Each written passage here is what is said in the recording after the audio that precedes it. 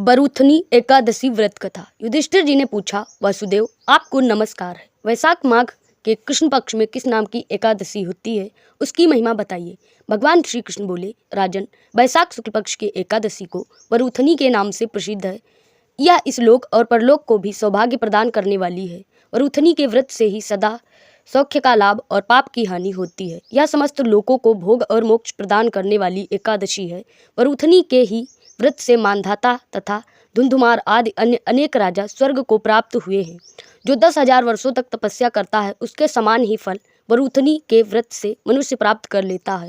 नृपश्रेष्ठ घोड़े के दान से हाथी का दान श्रेष्ठ है। भूमि का दान उससे भी बड़ा है।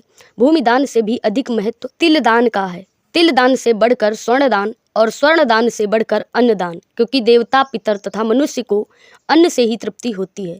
विद्वान पुरुषों ने कन्यादान को ही श्रेष्ठ बताया है, अन्नदान के ही समान बताया है। कन्यादान के तुल्य ही धेनु का दान, यह साक्षात भगवान का कथन है। ऊपर बताए हुए सब दानों में से बड़ा विद्यादान है। मनुष्य बरूथनी एकादशी व्रत करके विद्यादान का भी फल प्राप्त कर लेता है। जो लोग पाप से मोहित होकर कन्या के धन से जीविका चलाते हैं, वे पुण्य का क्षय होने पर यातनामय नरक में जाते हैं। अतः सर्वथा प्रयत्न करें, कन्या के धन से बचना चाहिए।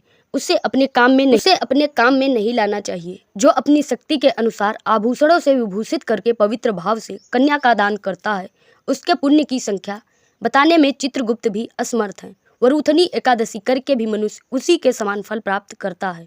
व्रत करने वाला वैष्णव पुरुष दशमी तिथि को कांस, उड़द, मसूर, चना, कोदो, साग, मधु, दूसरे अन्न का 2 बार भोजन तथा मैथुन, इन 10 वस्तुओं का परित्याग कर दे। एकादशी को जुआ खेलना, नींद लेना, पान खाना, दातून करना, दूसरे की निंदा करना, चुगली खाना, चोरी, हिंसा, मैथुन, क्रोध तथा असत्य भाषण, इन 11 बातों का त्याग दें। द्वादशी को कांस, उड़द, शराब, मधु, तेल, पतितों से वार्तालाप, व्यायाम, परदेश गमन, 2 बार भोजन, बैल की पीठ पर सवारी और मसूर, इन 12 वस्तुओं का त्याग करें। राजन, इस विधि से बरूथनी एकादशी की जाती है।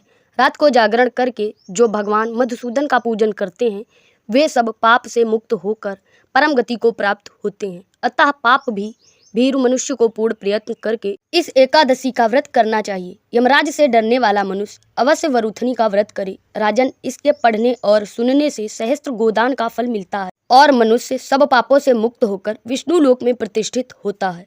धन्यवाद। जय हिंद। राधे राधे।